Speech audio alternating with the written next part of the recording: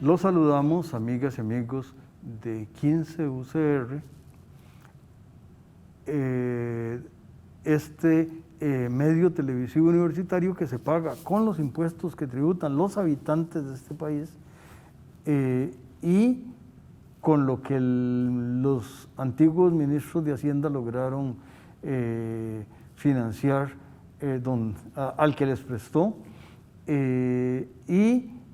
Hoy tenemos, además de eso, una prueba de que los impuestos trabajan para ustedes, porque tenemos aquí al profesor Ronnie Viales, que además de ser un gran profesor de historia y alguien que colaboró en otras entidades de mi ámbito, es un gran productor de trabajos de alta calidad universitarios. Ya hablaremos un poquito de ambos. Y el que se llama COVID-19 e Historia en Costa Rica, resulta que tiene que ver con la razón por la cual tengo mi cubrebocas. Voy a retirarlo porque el profesor Viales está a suficiente distancia mía, de manera que cumplimos con los protocolos, aunque algunas autoridades de algunos gobiernos de Centroamérica, para no ser más específico, no creen en vacunas ni creen en cubrebocas, pero eso es problema de ellos. Yo sí creo. Y es un acto de fe, por cierto, no, aunque creo que tiene respaldo científico. Pero bueno,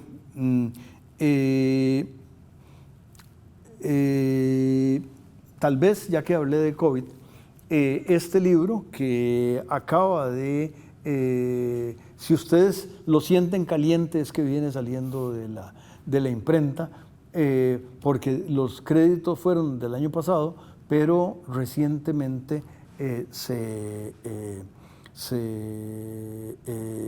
está a disposición de la gente, de los potenciales lectores, y don Ronnie me va a hacer el favor de decir dónde lo pueden comprar las amigas y amigos. Por favor, don Ronnie. Bueno, muchas gracias por la invitación. Esta publicación se puede conseguir en el Centro de Investigaciones Históricas de América Central, en el 4º piso de la Facultad de Ciencias Sociales, a un precio muy módico, porque la idea es divulgarlo. Y el agradecimiento para tu programa va en ese mismo sentido, por ayudarnos a divulgar este tipo de nuevo conocimiento que se está produciendo. Y su característica principal es que toma en consideración cómo un actor no humano, ¿verdad?, un virus, nos transforma no solo la economía, sino hasta el modo de vida, que lo hemos padecido, digamos, durante los últimos años.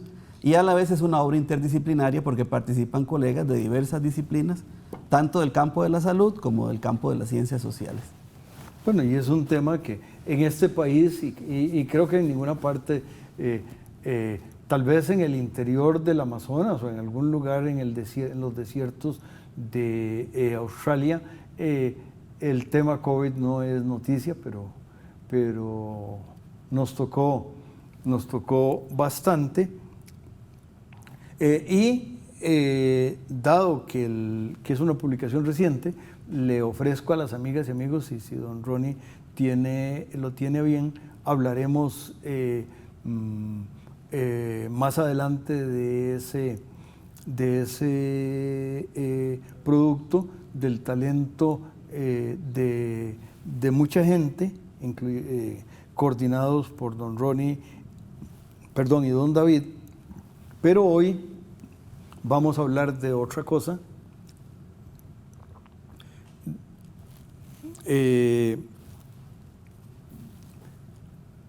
Este libro se llama El final de la utopía del desarrollo.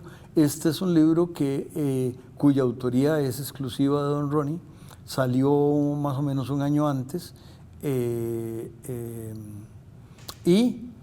A mí más o menos de regalo de Navidad me llegó porque cuando ingresé a mi oficina este año tenía este libro, de suerte que ya haya sido los Reyes Magos o el correo de la universidad, pues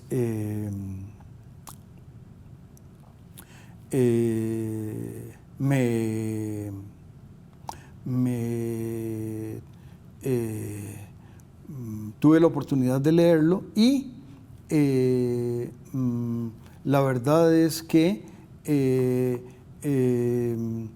es un libro que no solo es interesante, escrito, claro, sino que hasta está muy bonito. Vean ustedes que, por ejemplo, en un libro de historia, y don Ronnie, que sí ha leído 10 veces más libros de historia que yo, y tal vez, posiblemente 40 veces más libros de historia que yo, sabe que con frecuencia uno no encuentra gráficos tan bonitos en los libros de historia, de manera que hasta es bonito por la presentación y la claridad con que don Ronnie nos obsequió a los lectores de su lectura, que por cierto está muy detallada, muy fundamentada, de algo que nos parece tan lejano, pero que algunas de los remanentes están presentes, que es la crisis de los años 80. Y en la crisis de los años 80, la verdad es que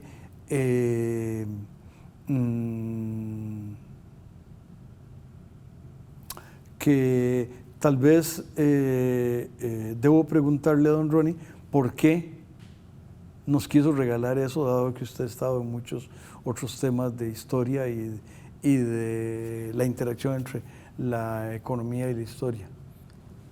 Bueno, es una excelente pregunta. Hay toda una corriente en América Latina que se ha enfocado en el estudio de las crisis económicas.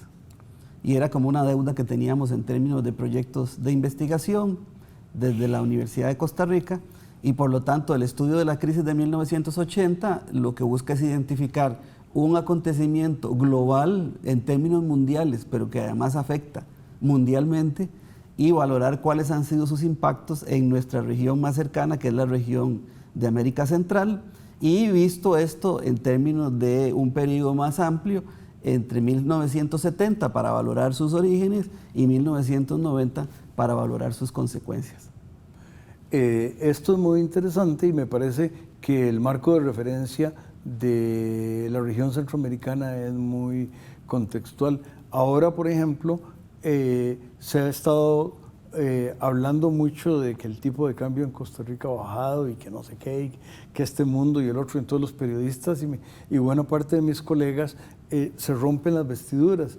Y si uno revisa, por ejemplo, Guatemala, el quetzal, desde que yo me acuerdo, bueno, no, desde que me acuerdo, era 2 quetzales por dólar, entonces me puedo acordar, pero desde esa época de los 80s, 7 quetzales por dólar, pero dólar mediante. Regresamos para el siguiente segmento.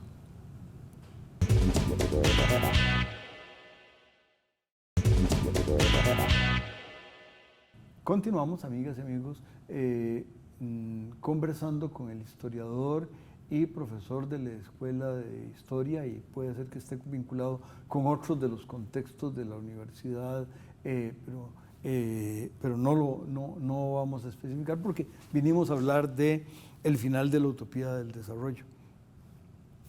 Adelante.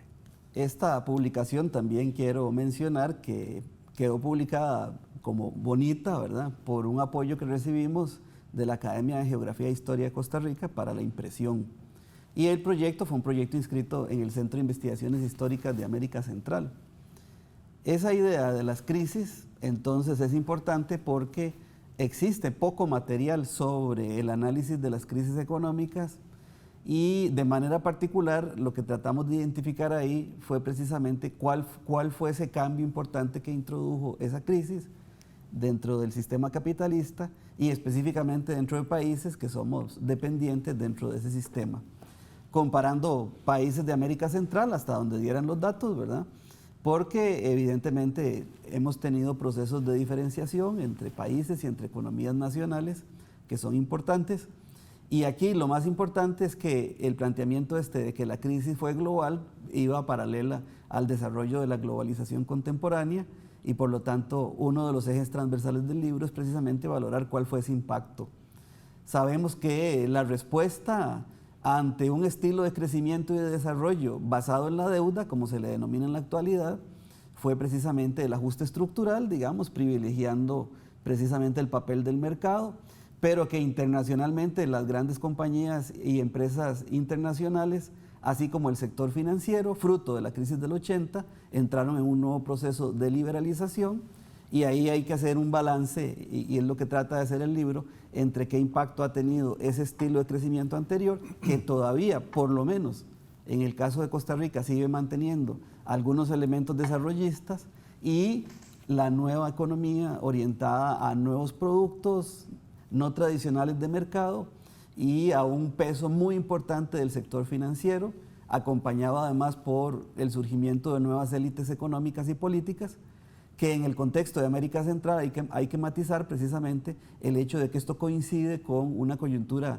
de guerra civil, de guerra interna muy importante para la región, y también el inicio de procesos de redemocratización, ¿verdad?, y de paz. Bueno, ya que mencionó don Ronnie Paz, recordemos que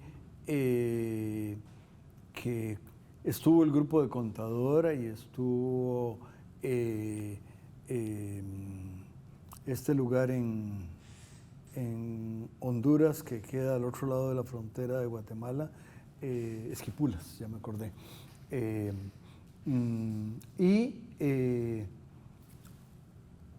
Y bueno, dio lugar a los acuerdos que implicaron que doña Violeta fuera presidente, que ganara unas elecciones que no creían, el gobierno de entonces no creía que la oposición iba a ganar, y ganó la oposición. Y ese es un país donde ahora más o menos cada vez que quieren fundar un partido los meten a la cárcel. Entonces ha llovido mucho.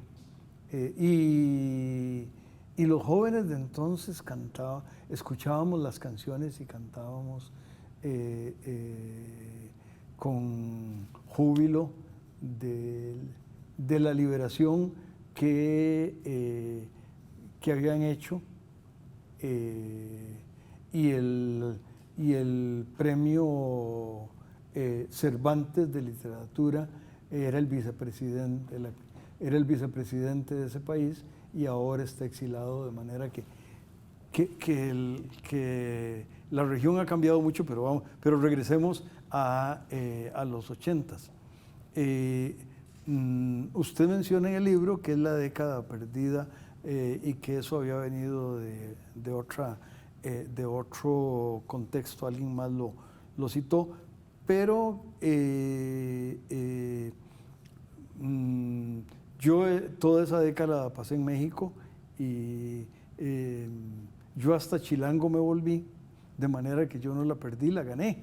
Pero una de las cosas que quería decir sobre eso es que Costa Rica, a diferencia de lo que algún autor que usted cita menciona, que México fue el primer país que dejó de pagar su deuda, no, Costa Rica en el 81, un año antes que México, dejó de pagar su deuda.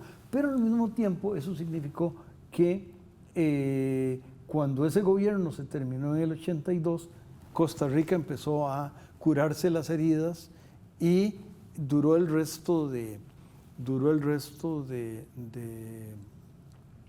la década reparándolas, pero efectivamente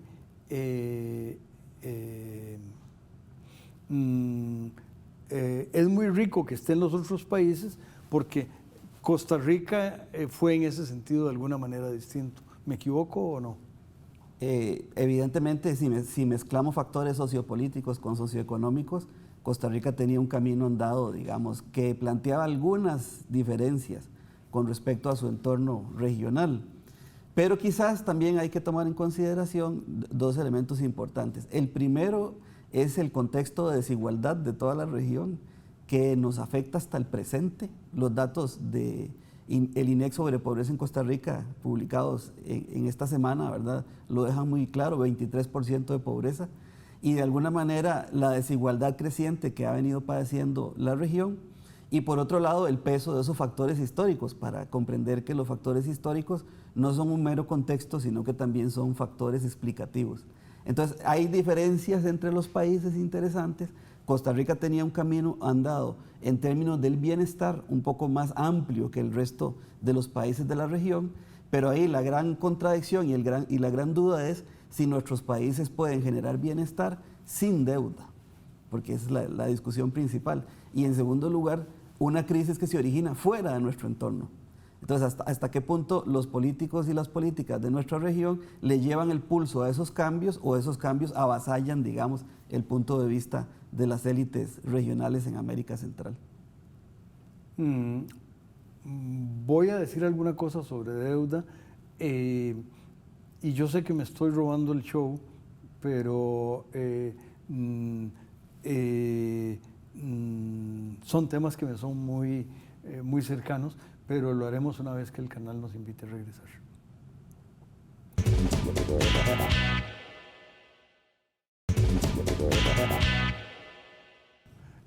Continuamos en el final de la utopía del desarrollo.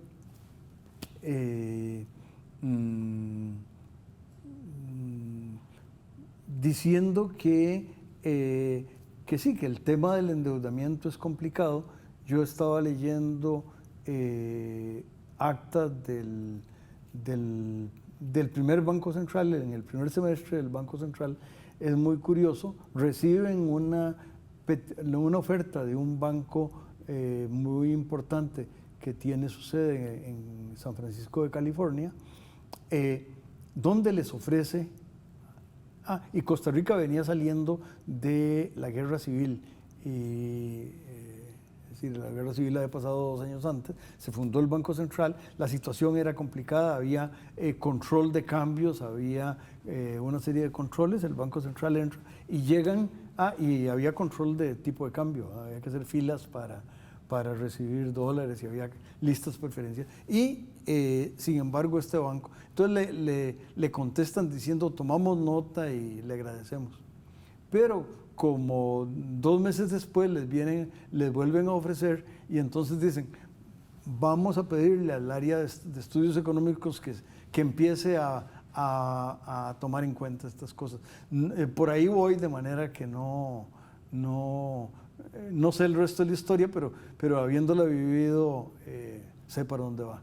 Por favor, don Roy. Bueno, es el origen también de lo que llamamos la condicionalidad cruzada, ¿verdad? Cuando los organismos financieros internacionales, sobre todo el Fondo Monetario Internacional y el Banco Mundial, que habían sido creados anteriormente, empiezan a plantear cuáles condiciones deben cumplir los diferentes países para ser sujetos de crédito. Y la crisis, el detonante principal, pues fue la subida de las tasas de interés por parte de la Reserva de los Estados Unidos, ¿verdad?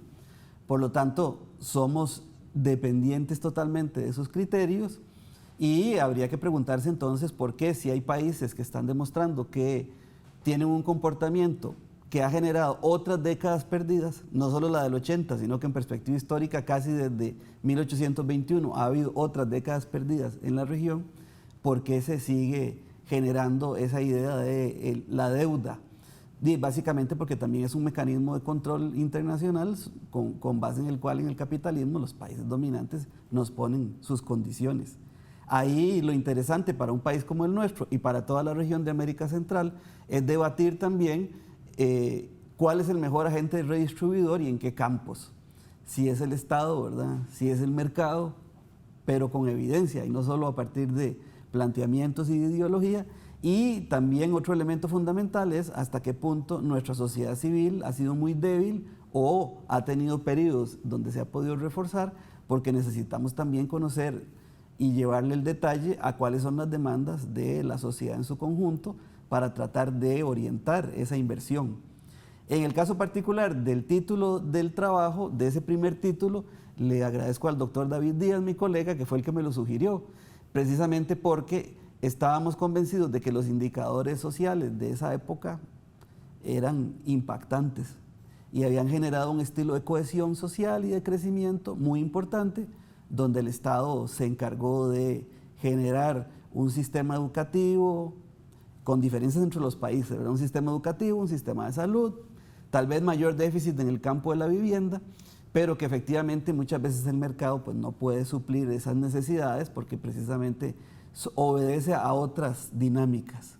Entonces me parece que el trabajo también trata de llamar la atención sobre el hecho de que la coyuntura de los 80 es una coyuntura crítica que genera cambios muy importantes que nos afectan hasta el presente y que de alguna manera entonces un aporte importante de la investigación en las universidades públicas es llamar la atención sobre esto para también poner sobre la mesa la necesidad de un nuevo pacto social y de nuevas discusiones que ojalá se orienten de manera deliberativa para que todos y todas tengamos voz en esa discusión y no solo ciertos sectores.